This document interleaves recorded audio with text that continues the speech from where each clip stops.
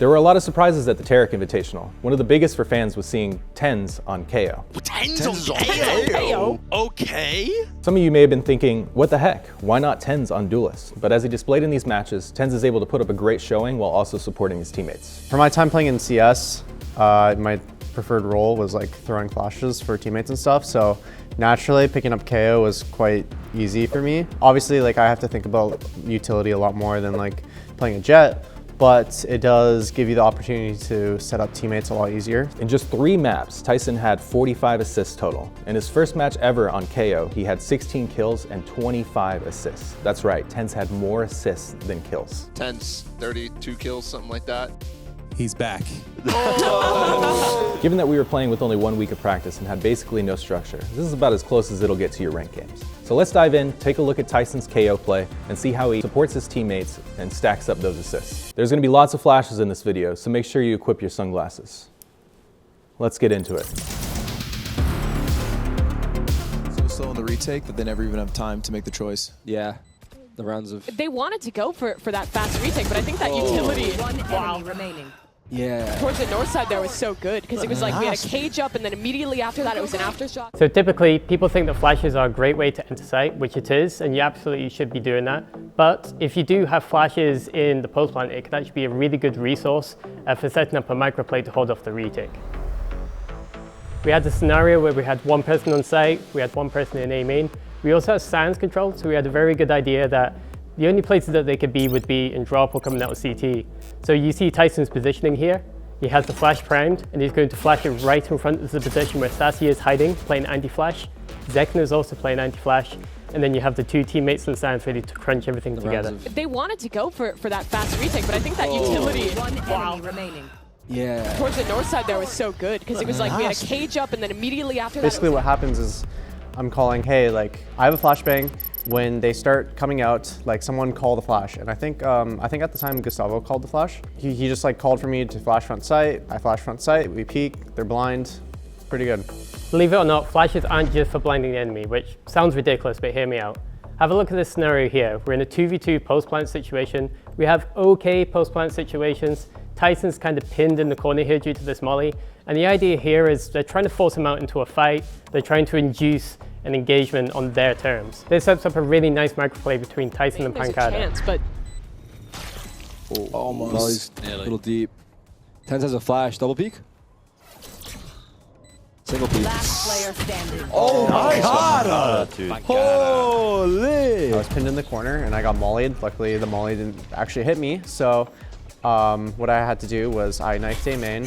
You notice that there's nothing in there. So just by using the process of elimination, you know that they're not coming out A main and they're either drop or spawn or SANS. So you kind of cut out the A main location and now I'm pretty safe. What I just basically do is I hide and I wait for Brian to take contact. Luckily I have a flash. So I say, hey Brian, I'm gonna right click a flash, peek with it on the right side. And he does. I believe the SANS guy gets blind, but Brian swings out enough where he kills the guy tucked close left onto the double stack box, and then quickly eliminates the guy SANS as well. Holy! So another awesome part of Kayo's kit is the fact that his knife gives guaranteed information, which is extremely important. In round 18, it looks like it's dire straits. The Viper ult is down, it's a post-plant situation. It's going to be really hard for us to get back into the game. However, we do have 2 very powerful tools. We have the Breach ult and we have the Neon ult, which in combination are absolutely deadly. And what we could do here is we can use Tyson's Kayo knife to firstly confirm that there are people in aiming in the first place. This allows us to get maximum value out of our ultimates, and this can be applied into executes, post-plants, pretty much anywhere on the map. Oh god! Jumped into it. The mollies are perfect. Holds down, but time's low, and I don't think it's going to be enough. Corey! Player standing. Nice try. One enemy remaining. Yeah, 1v1, no time. Yeah, no problem. He has to get half. Oh, Wait, does he have wait a minute! No, I don't think so. Oh my! That is crazy. 0.29. No way, dude. We are retaking the site. They have planted the spike and they have Viper ulted.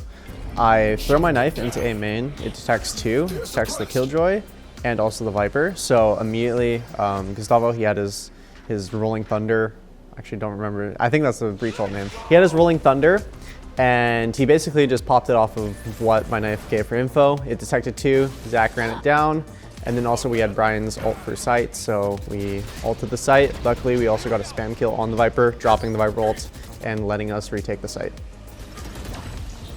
Ult's down, but time's low, and I don't think it's going to be enough. Player standing.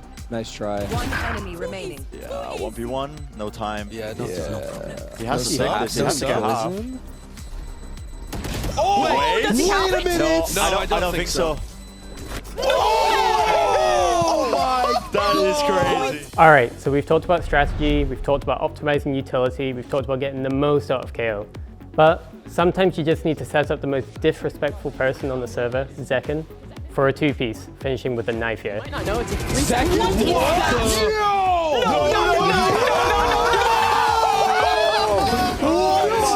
that? That is disgusting. For the 4th play, we have Gustavo. He's on site, A main. He sees that there's a lot of enemies in A main. And also, we knew from prior information that they were coming dropped, so we knew we were getting split. One thing to keep in mind, when you're getting split, you should always just push one side together as a team. And so if you just sit in sight or you sit like just standing still, you're gonna get sandwiched, and that's exactly what the attackers want.